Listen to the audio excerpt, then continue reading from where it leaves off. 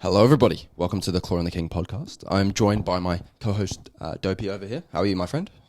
I'm doing well, feeling refreshed. I had a long hiatus, obviously. Not planned hiatus, but, Yeah. Well, look, is it, has that new job of yours at that pub just sort of, that demoralized you, would you say?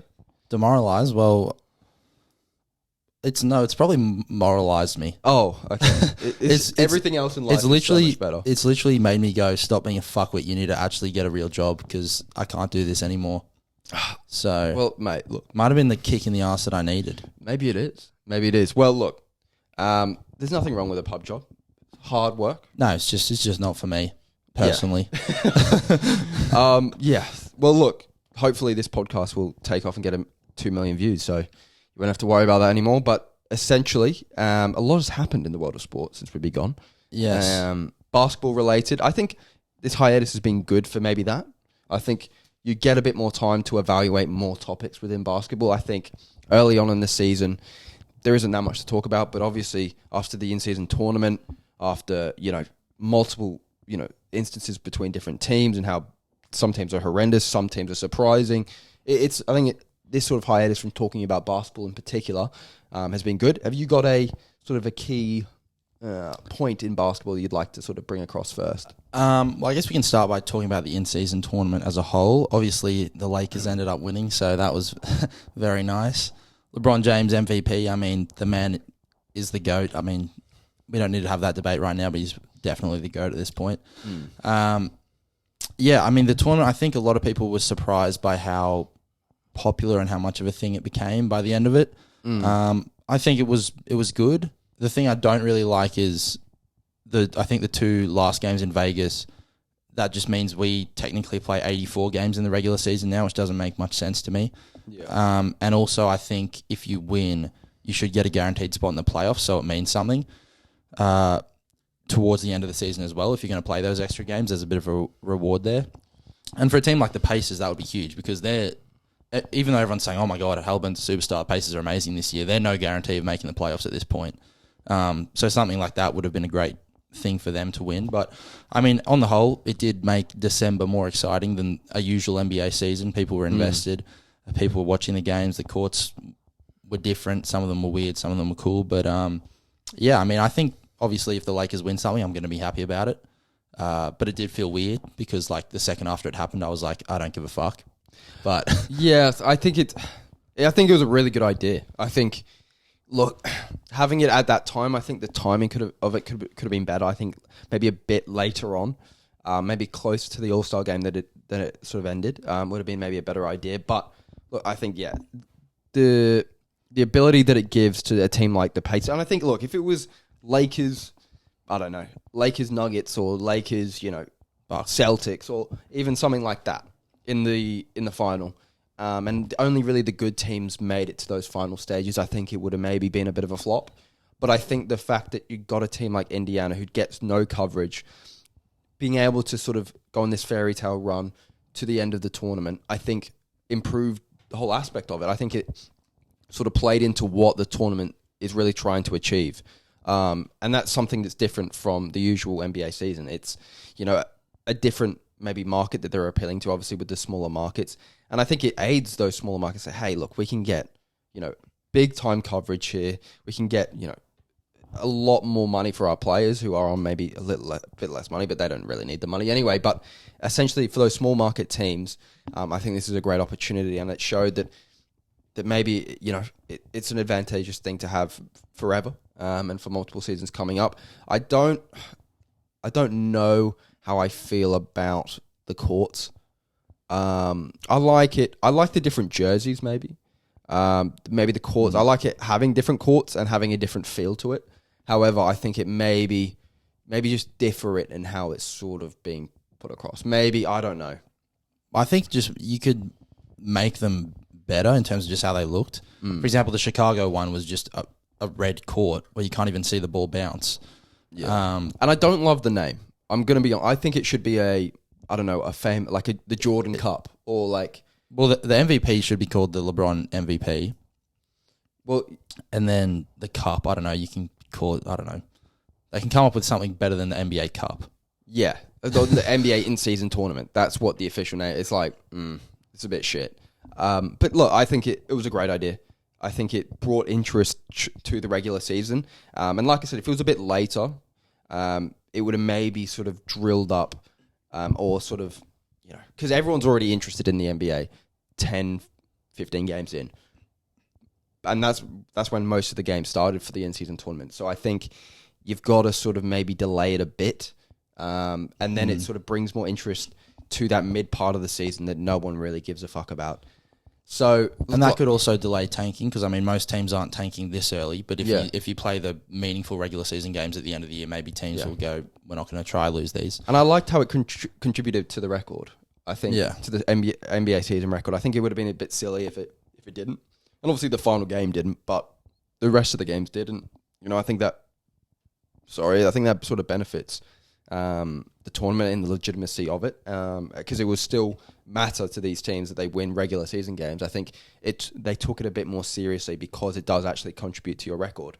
So, I think it was a really good idea. I'd love to see it continue. A couple amendments here and there, but look, it's the first year of the tournament. I think there's nothing really to be sort of upset about. I think it, passed with flying colours and everyone had a good time with it. Yeah. I mean, I'd like to see the winner get a 6 seed guarantee, I think, because if you do 7th or 8th, it messes up the whole play-in system. So I think you have to do 6 seed guarantee. If they finish higher than 6, whatever, they get that seed that they finish. Yeah. But, I'd like to see that because especially in the West is fucked. I mean, you could easily finish 11th in the West and be a somewhat decent team. And especially for a team like the Lakers, I mean, we are one rolled ankle away from being 11th. So, well, tell me about it. You friggin' lost to the Spurs. You just had one player down. You got blown out by Wemby, and he's celebrating like he won he won the World Cup. But it wasn't a great look. Yeah, I mean, let's maybe transition to that. The abhorrent 2 teams in the NBA that are just an absolute joke at the moment. The Spurs are bad, and really bad. But the fact that the Pistons are this bad is like the worst team in NBA history, probably. And in terms of talent, they're nowhere near the worst team in NBA history. The Charlotte Hornets or the Charlotte Bobcats, back in the day with, Kemba Walker. Kid Gilchrist, Kemba Walker. I don't know if Kid Gilchrist was actually on that team. Might have been a bit before him, but it was Kemba Walker was young on that team. It just had a bunch of awful players. And it was just destined. And I think the next worst in recent memory was that Sixers team. That I think trust the process. Trust the process. I think they had 10 wins. I think Embiid was out for the year. It was like Ish Smith was their best player. It was just an absolute farce of a team. Now, this Pistons team has actual talent. Like, they have actual good players. Cade Cunningham, I mean, Bogdanovich. They have like Killian Hayes. No, it's the worst player in the Wiseman, Bagley. But look, they have like in terms of like top 3 picks, they probably have. They got half of them for the past 5 years. They've got like the most. So look, in terms of talent, they're definitely they shouldn't be where they are, but they just are. I think it's sort of a shame how bad they are and how badly they're run at the moment, and it's indicative of how they've sort of been for the past.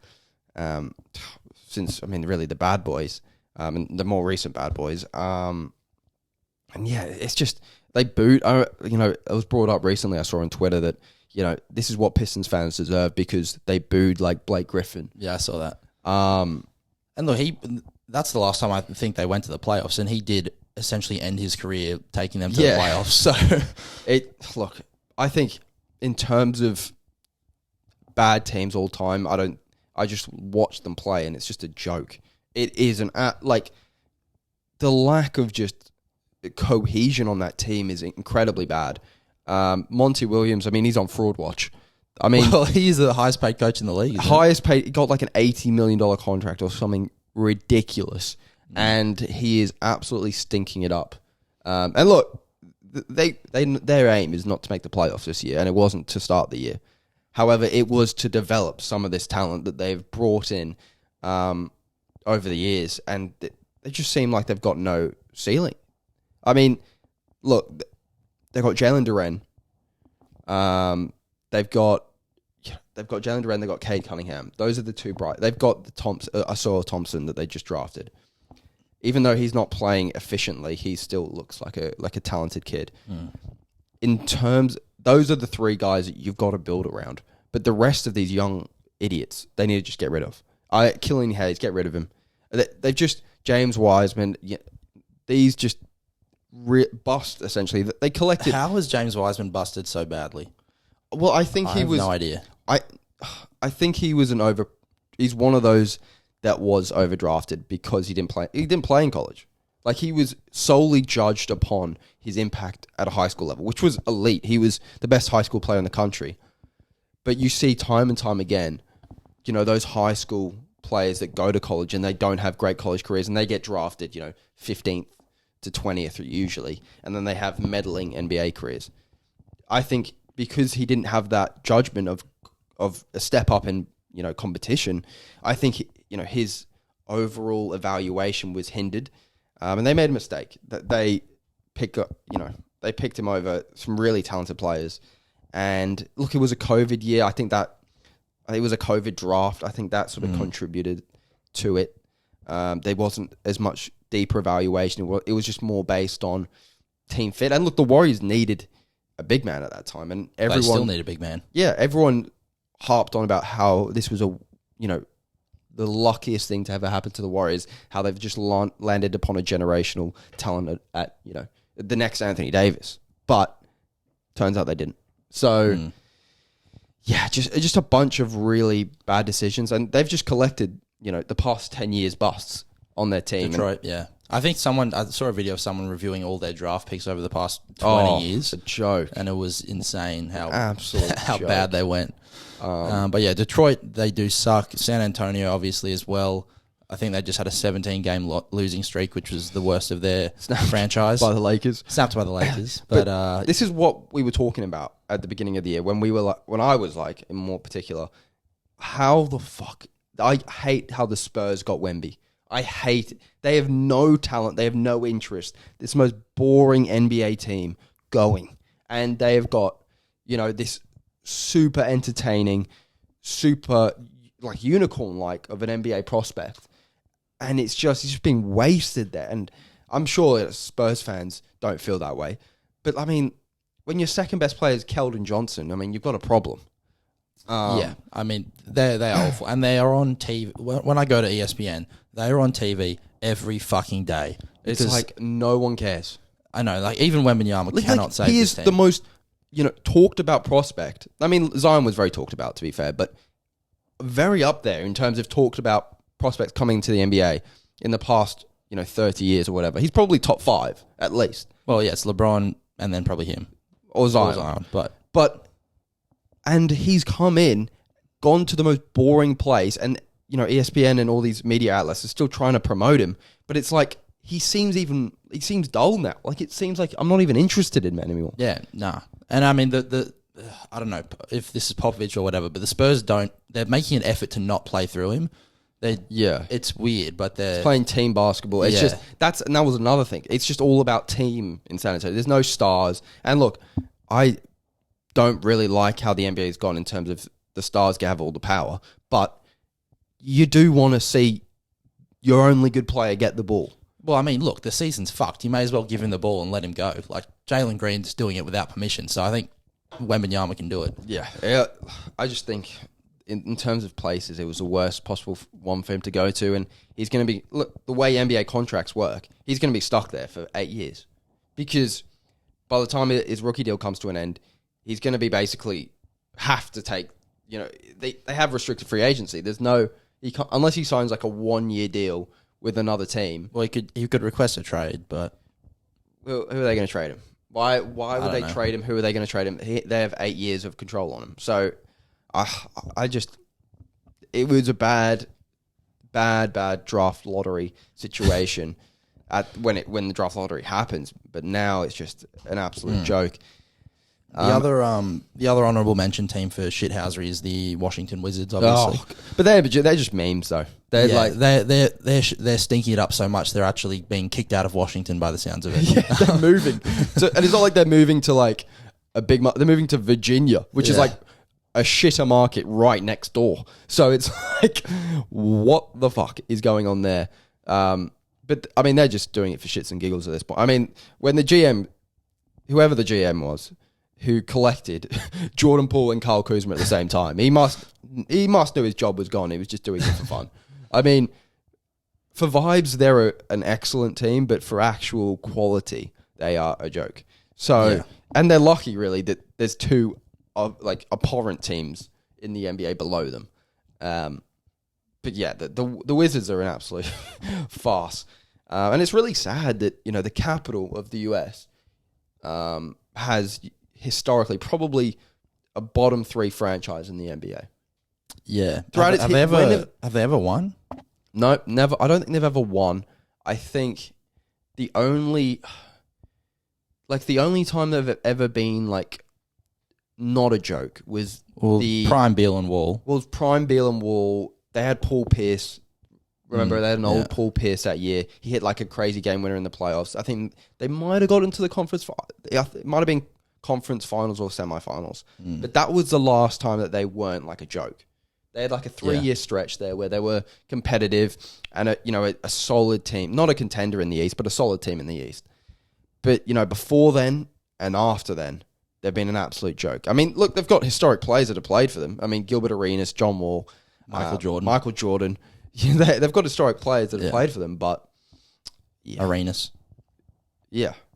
So, yeah, it's one of those. Well, look, we'll see what happens in them. In terms of, you know, my team, the Clippers, speaking of Claw and the King, the Claw, surprisingly, he's playing some of the best and most... Well, I think he's worked it out. Well, he just doesn't run anymore. Yeah, I think he just walks. I think he figured it out. Like, you've got to actually play games to be considered a good player. And the more games he's playing, the better he's playing. So it's like, it's bizarre to me how well the Clippers are doing at the moment and how well we're playing. James Harden seems to be like passing the ball like it's, you know, he seems to be feeding the... Well, he's scoring it as well.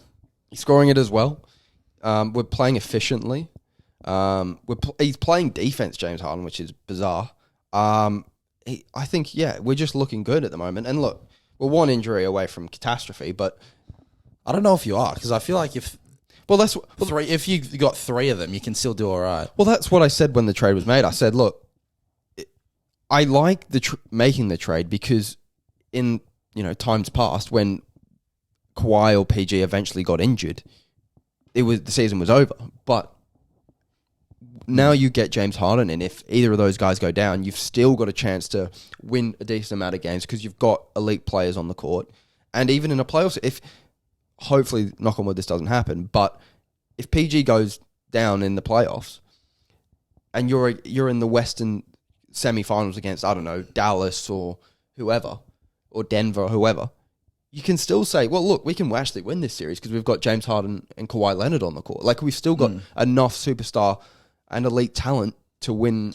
And Norman Powell's been fucking amazing off the bench. I think he's been good, but he's been I think he's just he just scores every time. He's very good scorer of the ball. And Westbrook has to be applauded here because he's been relegated to... Well, that's what would have happened. 15 minutes a game. Happened. And look, he was playing well prior to James Harden coming.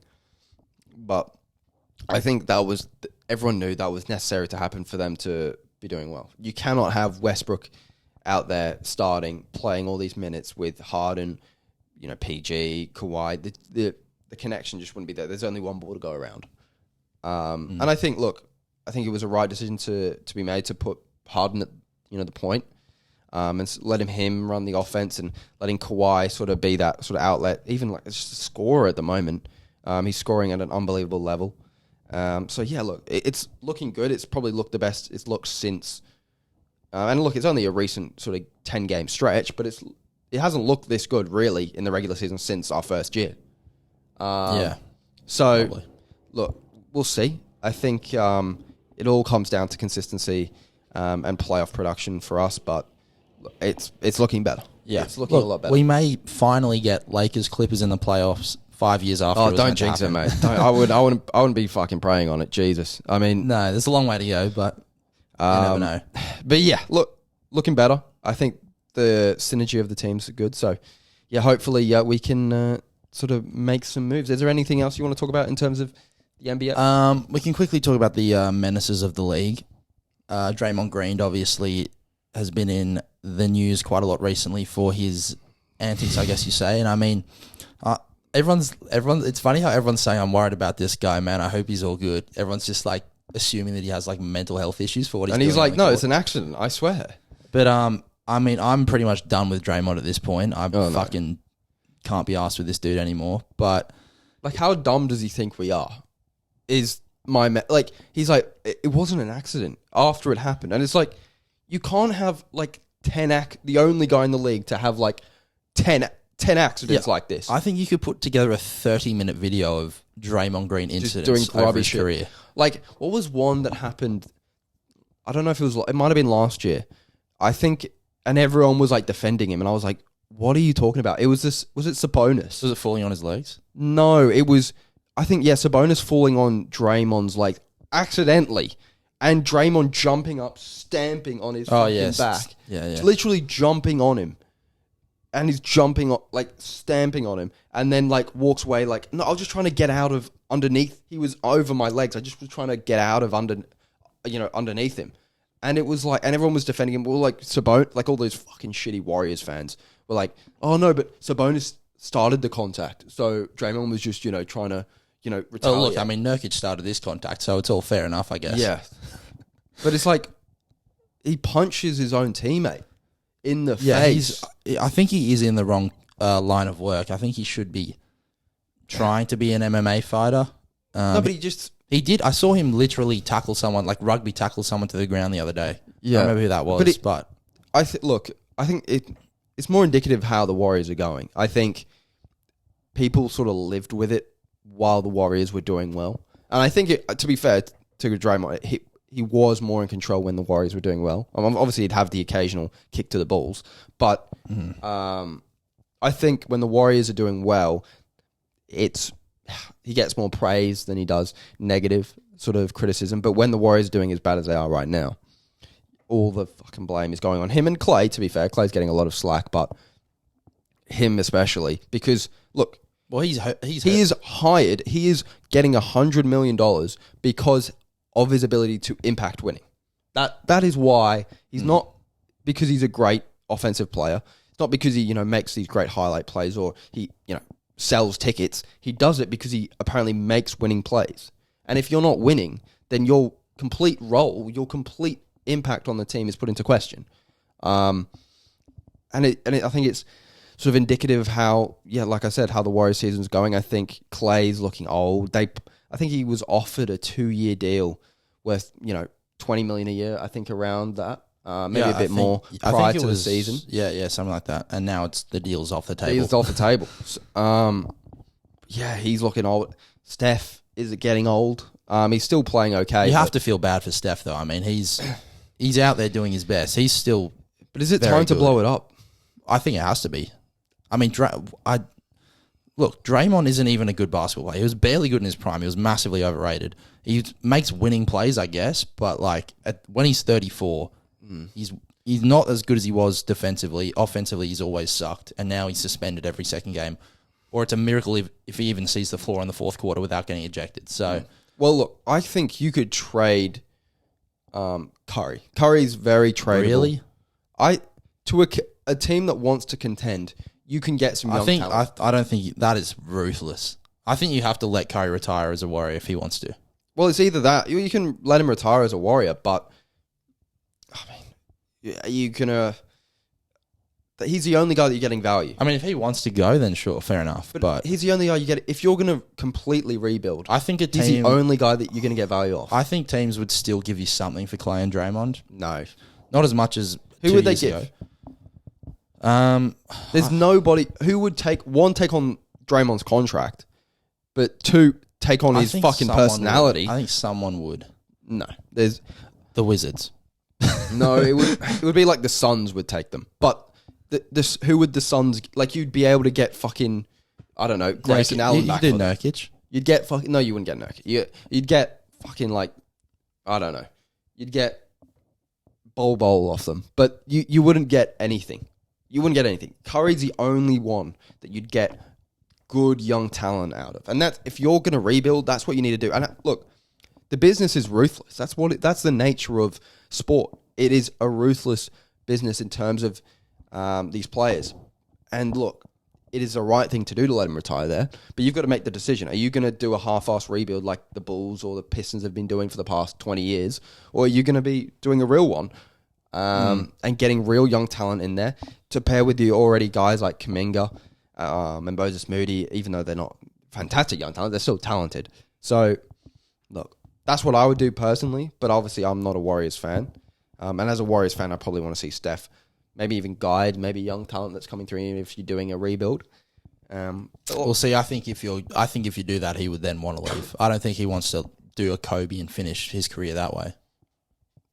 Yeah, well, look, you don't know. I think the problem is so many people in that organization have been invested within it for years. They've been within that organization. Steve Kerr's another one. Do you keep him if you're going into a rebuild? It's just the coaching staff, the backroom staff. I know they changed their GM recently, the Myers. Yeah, Bob Myers is gone. So that I think that's maybe more indicative that they're looking for a change. Well, I think that was because he didn't want to have to handle the Clay situation because he was too close to him. Really? Yeah. Where'd you hear that from? Well, I think that's what he said. Oh, okay. And that's what everyone's Well, look, said. Maybe that's fair play to him. He doesn't want to sort of deal with having to get rid of these guys. Yeah. But a new GM who has no association, prior association, might not have a problem. So, yeah, I think it's time for them to blow it up. But do I think they will? The problem is guys like Steve Kerr and Steph Curry are that organization. You could lose the fans and have riots within the stadium if you trade or get rid of those guys. So yeah, I mean, you're going to lose Flight Reacts. It'll be a catastrophe. Anything else? Anything else? Jars making his season debut this week. What was that court video? I didn't see it, but it's apparently a lot of... He had to demonstrate how he passes a basketball for the court to determine whether he assaulted this kid or not. Yeah, of course, yeah. So, yeah. Didn't the lady say to, like, punch her or something? I heard that. I don't know about that, but... It was weird. I don't know. Anyway, I'm not really sure why he's been suspended, but this is his first game back, apparently, this year. So is he back? Yeah. Good on him. I mean, obviously, ESPN predicted the Grizzlies to be number one, so... Oh, yeah, that's they're looking number good one in my book. I think they're 6-18 at the moment, so... Look... If they go 45-10 for the rest of the year, maybe they can make the playoffs. Oh, mate, if they win one game with Jar, ESPN, they're all over it. What is with ESPN trying to fucking hype up all these? Like, surely Adam Silver's had a chat with them and said, look, we know you get coverage with the Lakers and, the Heat and the Knicks. We know you do.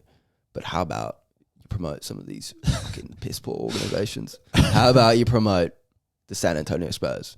How about the Memphis Grizzlies? And they're like, fuck. Listen, we're trying to make money here, mate. We're trying to attract a younger audience, and the Grizzlies are perfect for that. Yeah. I mean, it's look, the point of the NBA probably to promote these teams and ESPN is because a lot of, the NBA's fan base is overseas.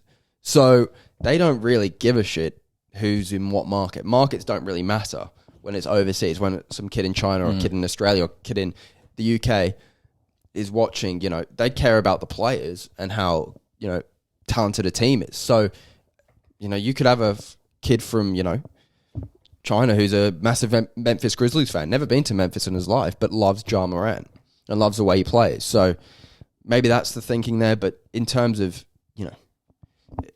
actual product, I couldn't care less about, the Grizzlies or the Spurs, which is why I'm probably a bit too far against them, if I'm honest, but it's the nature of the game. Yeah. Well, fuck the Grizzlies. No one likes them. Shout out to Dylan Brooks. Came back, got a tribute video, beat them. That guy. He's so unlikable. He is funny. It's he just does this thing now before games where he just stands there and stares into space. He's just such a troll. If he's not like doing it ironically, or if he's doing it unironically, he is just he's just a fucking I think he started off doing it unironically, but now he's just like, fuck it, this is who I am now. But yeah, Anyway, moving on. Moving on, we can chat Prem/Champo. Man United obviously no longer in the latter of those competitions. One of the greatest failures maybe in the modern era of football. You could say, I mean, who did they lose to? They lost to Copenhagen? Yeah, lost to Copenhagen. Mm. Not a great one. No. Not a great one. Yeah. I mean, the whole team is getting destroyed. Everyone's questioning Ten Hag at this point. It's it's very, very, very bad.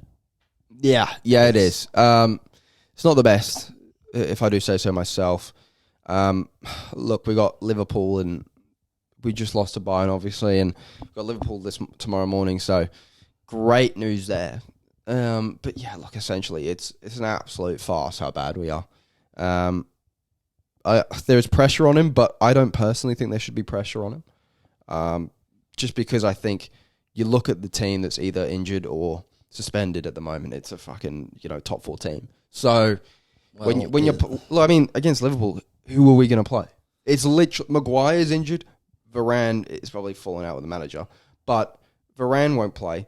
Lindelof is injured. Martinez is injured. Shaw is injured. It's going to be Johnny Evans and Delo at centre back. It's just an absolute joke. Now, look, he does deserve criticism. Look, he signed Anthony. That has to be. He has made mistakes, which some are inexcusable. Playing McTominay every fucking game is a joke. Well, he's the only guy that can formulate a goal. No, but he sucks though. Like, he is dreadful. Anthony, joke of a footballer. Just so many bad players playing for Man United at the moment, and it's... What happened to Mount? Is he injured? I don't even know what's going on with him. He hasn't played for so long. I don't know if he's injured. I don't know what. Is he good enough? I don't think he is anyway, so it's not like we're missing him, but it's just... I think he's just made mistakes, and I like the fact that he's authoritarian. I think it's better that he's more in control than a guy like Ollie was, but it gets to a point where it's too far, and it gets to a point where you can't be picking your favourites every week. And I think picking guys like McTominay, picking guys like just terrible footballers, and again, Onana, mistake. Absolute mistake of a signing. If they would have just kept De Gea, we would be in Champions League next round. And we'd probably be, I'd imagine, probably around 5th or 4th. Like, we wouldn't be great, but we wouldn't be as bad as we are now in the bad of a situation. And look, Onana, people say like he's made mistakes. Some of his general goalkeeping is abhorrent. The number one thing I don't like about him is whenever a guy on the opposite team is running in on goal, usually good goalkeepers jumps up in the sky. Well, most goalkeepers rush out, make themselves as big as possible. Like De Gea was good at this. Make themselves as big as possible and then save with their feet usually, or save with the hand they're already sticking up. He will sit in his goal, do absolutely nothing, and then just wait for the guy to go past the penalty spot, just have an absolute fucking tap in. So his general confidence, his and positional play is awful. I mean, he's always out of position for free kicks, for like any sort of shot. I mean, he gets beat on his near post more than any other goalkeeper, pretty much. So look. In terms of signings, he's made a lot of mistakes. And to be fair, when it gets to the point of you've made, as a club, made mistakes for like 15 years straight under 3 or 4 different managers, under, hundreds of signings, does it get to a point where maybe, just maybe, it isn't the players or the manager who's picking these players? Because these players are good before they come to Man United. But it's just the culture, as well as, how bad the facilities are as well, how bad our development team is. Maybe it's something to do with that. And I think with, these players, how many success stories do we have? Like, how many players do we bring in that are different gravy, that improve once they get here? None. No player has come to Man United and improved. Yeah. None. I can't name a player that's come here and has gotten better. Now, you could argue guys like Martinez, even though he's been injured for this whole season. Last year, He was very good. But guys like Bruno Fernandes have been very good. But was he at the level that he was at Sport? Like at Sporting, he was unreal. And the first year or two that he was at United, unreal. But he's just declining. It's not because of age, not because of anything like that. It's just because of the culture and just how bad we are as a team that just somehow negatively impacts the good players that we have. I have zero hope in terms of us doing anything. And I was glad that we actually came fourth in that group because I have zero interest in watching us flail around against fucking some random Croats in Europa. Could not be less fucked. So glad we're out of it. Glad we have to play less games this year, which is a fucking positive in my eyes. And we can just focus on trying to get results in the Prem. I mean, that's what this season, the benefit of this season is anyway. So, yeah. Yeah. Well, apart from United, the title race has actually been pretty decent so far. Aston Villa are doing extremely well, surprisingly. Crazy. Top City 4. dropped points today. Yeah, absolutely. Arsenal probably favourites at this point. I'd definitely say so. Them or Liverpool. Arsenal, I'd say, look a bit more shaky than Liverpool at the moment. But yeah, City are flailing. I think, I'm a bit surprised that the season's turned out how it is. I think Villa have got good players, though. I think people that are shocked by Villa, Diaby, guys like Leon Bailey, Moussa Diaby, like Diaby, you've got Ollie Watkins, who's improved, to be fair. But I think the job that Unai Emery's done, and look, the way he's developed players, like guys like Douglas Luiz, who were under Gerrard, who were like really mid players. But Douglas Luiz this season has been, a top 5 midfielder in the Prem. And look, if you're not watching football every day, you probably don't know that, but he is unreal. This Pau Torres they brought in, who's been, really good for them. They've just brought in a lot of good talent under the radar, maybe because of their Villa. But yeah, their team is 100% better than it has been since probably the 60s.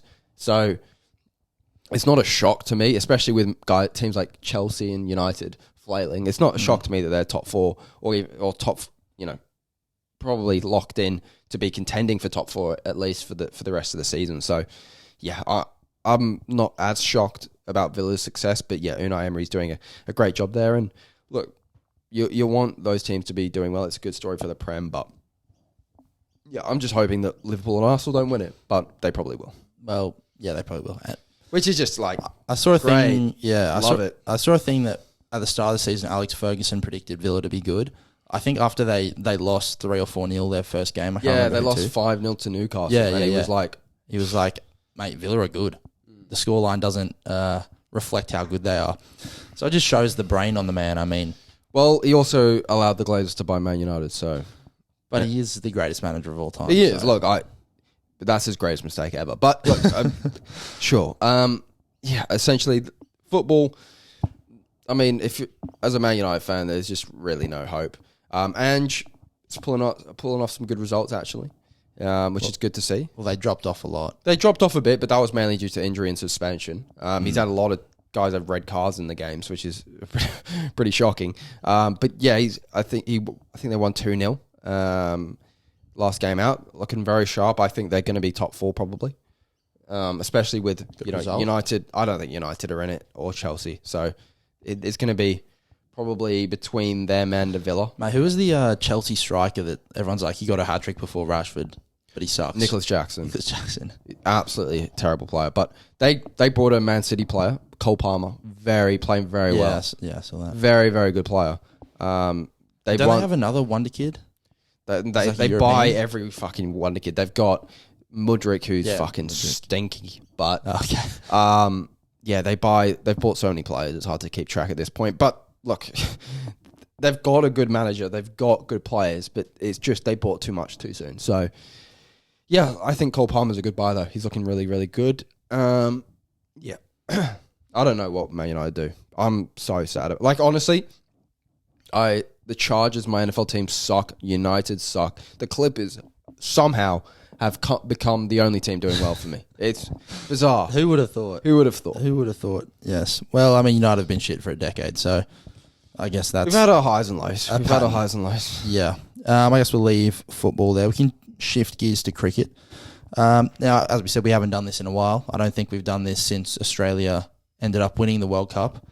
Congratulations to Australia. I mean, obviously, you were very heavily against the idea that anyone could beat India in that tournament due to the conditions. And, you were wrong.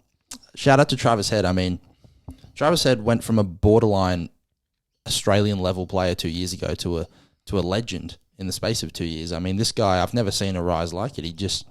He scores a century basically every game he plays in. Yeah, well, absolute beast. Very good player. Yes, England stunk it out there. I mean, as per. I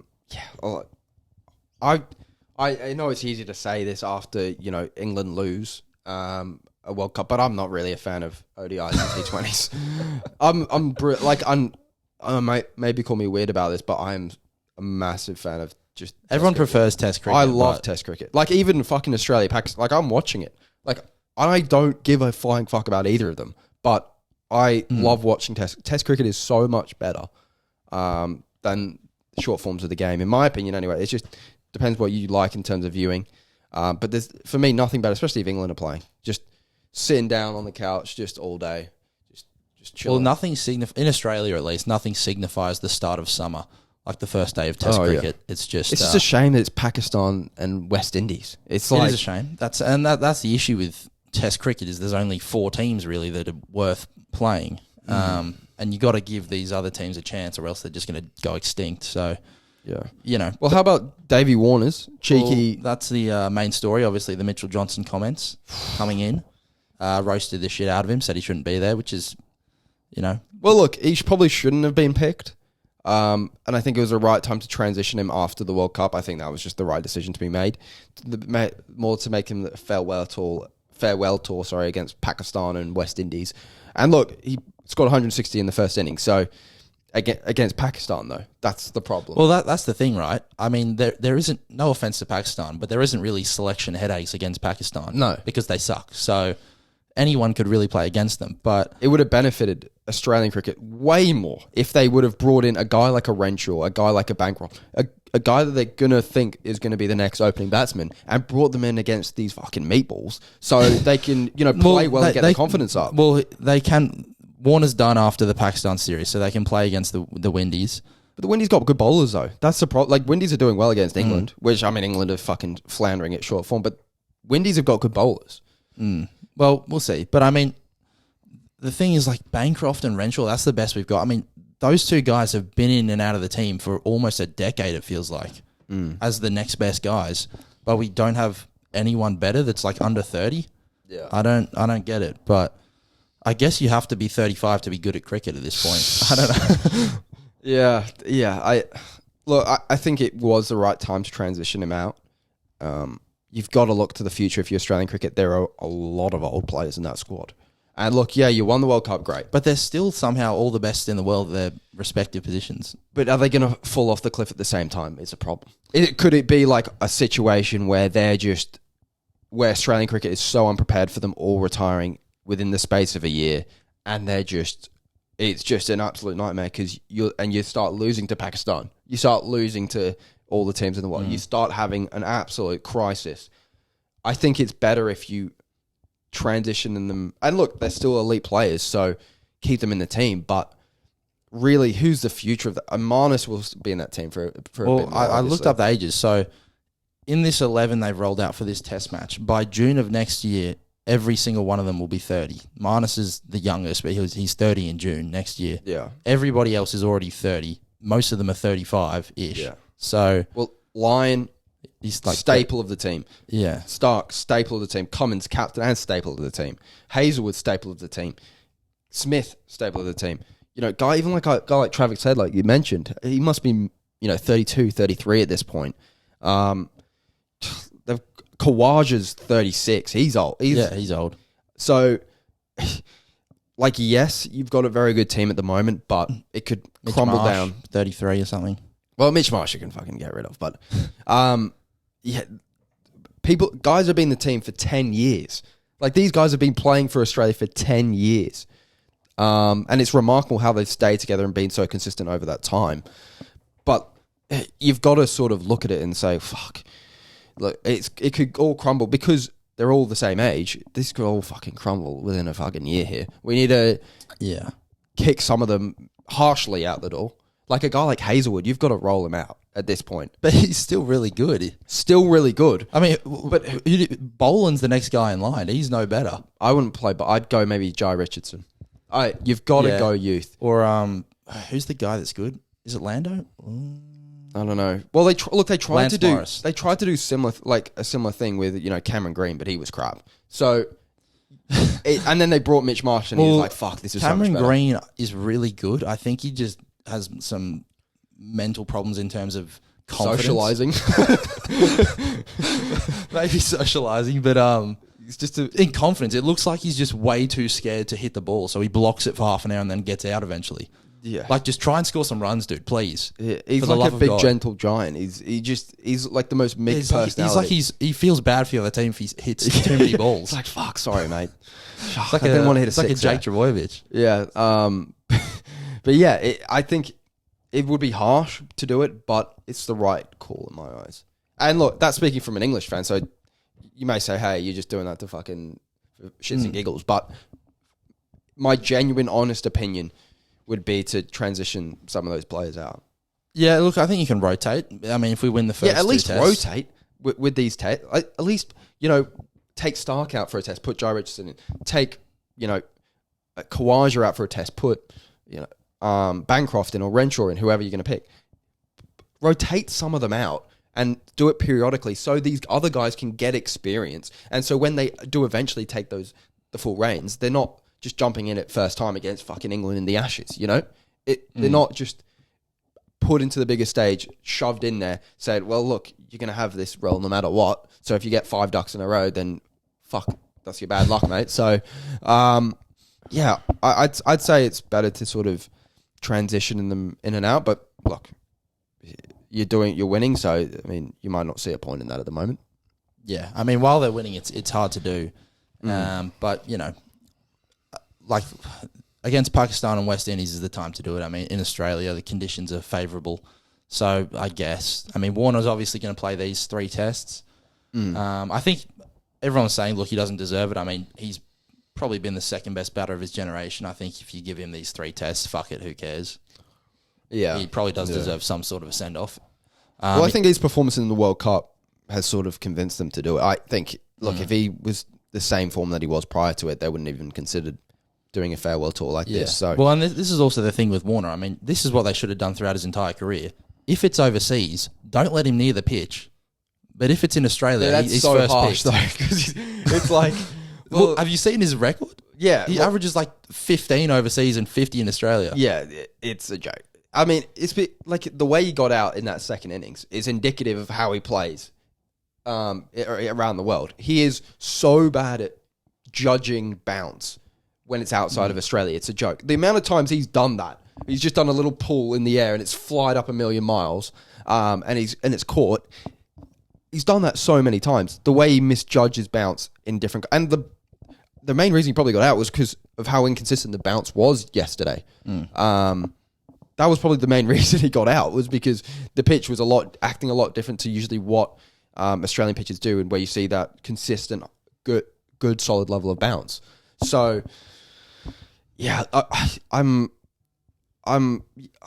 be very harsh to have dropped him for international series, but maybe against England in the Ashes, it would have been a smart move. Well, it would have been a discussion for sure. When Stuart Broad's just getting him out for fun. Yeah. So, look, Australian cricket looking good. English cricket not so. But I can't wait. I don't know what's wrong with me. I know we're like shit against West Indies. I have not looked at a single score, not watched a single game. I could not give a rat's ass about T20s against West Indies. But if we play fucking Bangladesh in a test, I'm there fucking watching 100%. So yeah, it's an interesting one, but yeah, that's the nature of my viewing point, I guess. Yeah. All right. We can move on to UFC 296. That fights are actually... Well, the prelims are on right now as we're filming. The main card's cheeky pub about to start after this.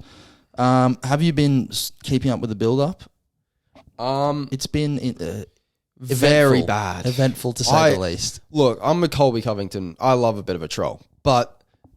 And I know people are saying, there's trash talk, but you cannot be talking about deceased family members. Like, that is fucked. It's not very often where you're watching something on your computer and it makes you like verbally cringe. Exhale. You're like, oh. Yeah, I literally just said, oh my God, when I heard that. Fucked. But then the way he did it as well was just even worse. It's tough. I mean, if you don't know the context, basically Leon Edwards' dad was murdered in some gang-related stuff. I don't know the ins and outs, but when he was a young kid, when it was probably the most traumatizing thing in his life, when he was like a teen. I think he was 13. He was like a teenager, and Colby's like, he's going to hell. We'll see him in hell. He's like, I'm taking you to hell. You can say hi when you're there. Hi to him when we're there. I was like, oh God. It was tough. I don't think you should be supporting that. Even if you're a Colby fan, like, and you could see the immediate reaction from Liam was, it wasn't like staged. You know how you see in like press conferences where it's like I dead set thought he was about to cry. It was real, like fucking flick the microphone, just start like just immediate anger and shock. Yeah.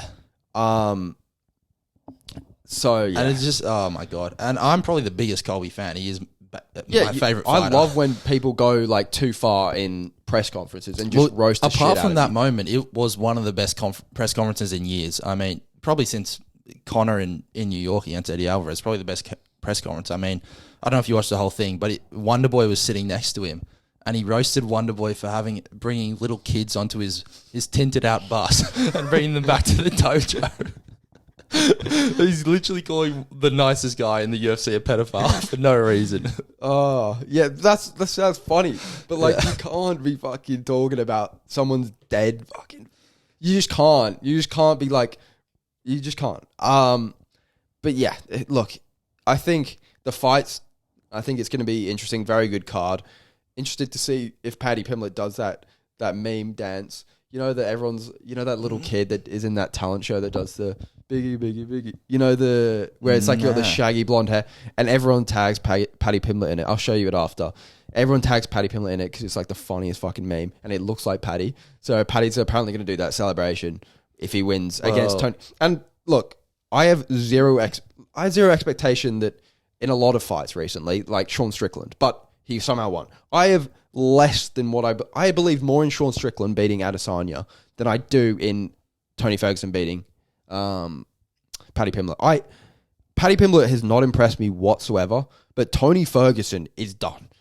And the fact he's that training with David Goggins, the fact that his training camp is probably going to make him worse. Like if he rocked up out of bed, like fat, overweight, went straight into the arena and tried to fight Paddy Pimblett, he would have a better chance of winning than his training is doing him. He is literally killing himself, taking all the energy out of him for a 3-round fight. He doesn't even need the cardio. He's just like, and that's Paddy Pimblett said it as well. His problem has never been cardio. Yeah, that was his or strength. Mental toughness. That is the only positive that he has in his career right now. His chin and his age and his slowness is the reason why he's losing. It's not the fact that he isn't tough enough. And he's just like throwing up at the side of a treadmill. It's like, fuck, what are you doing, mate? He just gets back on, like looking all depressed. It's like, oh my God. I think David Goggins is going to be in his corner for the fight. So, but yeah, I mean, you don't know me, son. Tony is still, everyone loves him. He was still talking shit at the press conference. He was talking shit to Colby, then they made up, and he's talking shit to Paddy. And I was looking at the views for the fighter media days, like who had the most views, which fighter. Colby had number 1. Tony had number 2 out of everyone on the card. And he's lost 6 fights in a row. And this guy's still the second biggest star on the card. Yeah. Man. So, fair play to him. I mean, if he loses this, he has to retire. There's no way. Like, the UFC has to be investigated for fucking manslaughter if they let him fight again. They can't let that man fight again. But we'll see how he goes. He could fluke it. Like, Paddy Pimblett's that bad that there is a realm of possibility that Tony can win. I don't think he's that bad, though. There's not a realm. Like, I honestly think Paddy Pimblett is, like he's probably he's like a top 15 guy in the division. No, not top 50. He's probably 25. That guy beats Tony Ferguson every day of the week. Yeah, probably. But if Tony Ferguson somehow I don't know, somehow regains some semblance of his prime. Like, at least Sean Strickland against Adesanya had, like, a puncher's chance. I don't think Tony Ferguson could land a powerful punch on... he dropped Michael Chandler. Oh, but Michael Chandler's been dropped like a fucking million times. They always say the power's the last thing to go. Well, look, we already know the brain's gone. Yeah, the brain and the coordination is fucking out the door. So I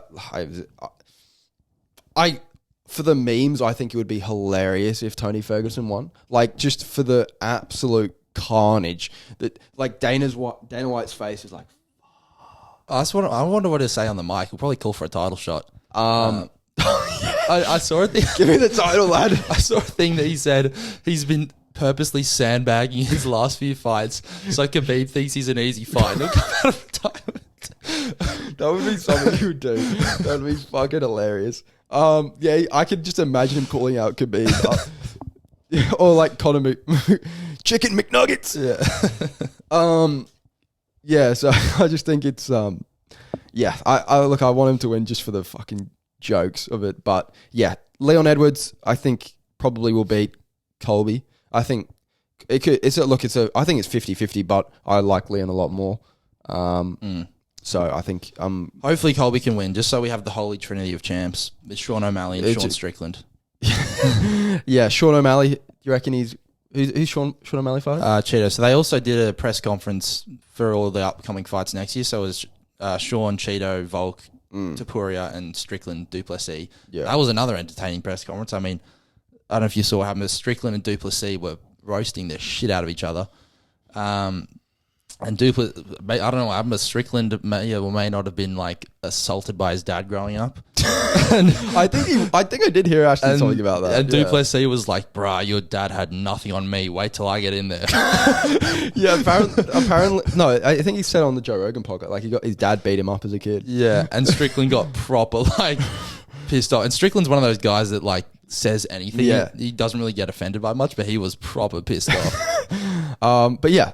Look, I think we've got to end the podcast here, just because my computer is a fucking data hole and we need to watch the fights. Let me see if there's anything else quickly. Yeah, quickly, I guess, New Year's wishes. What do you want to see from your teams most in 2024? A championship in anything.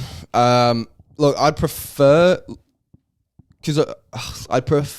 Like, I'm a Chargers fan, so NFL. I know Oscar doesn't care, but...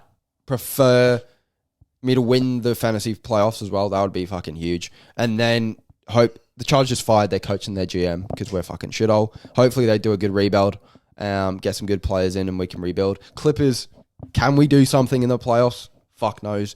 Man United, can we go without a week of, some bad news publicity coming out? Who knows? Can England win a game of cricket again? Who knows? Look, my teams are historically bad. Ever since I've really properly cared about sport, they've been horrendous, which is just God's way of just punishing me for being, I don't know, me. So, yeah, just want a bit of positivity in my life in sport. So, yeah, what about you? You've got any hopes or dreams in terms of your sporting team? Lakers just injury-free, get to the playoffs, have some good series. That's all I'm hoping for. Championship would be nice, but obviously we've already got one this year, so no big deal. Yeah, who cares? Who else? What other teams? I mean, Panthers go 4 in a row. That'd be nice to see. Luai, you can get fucked, mate. We don't need you. United, don't give a fuck about them. Let's be honest. They're dead. Mate, you didn't care about them. Anybody? Australia Olympics next year. Australia go well in the Olympics. Yeah, I think that's about it. Alrighty. Well, thanks for watching, everybody. Like, subscribe, and see you later. Alligator. Peace out.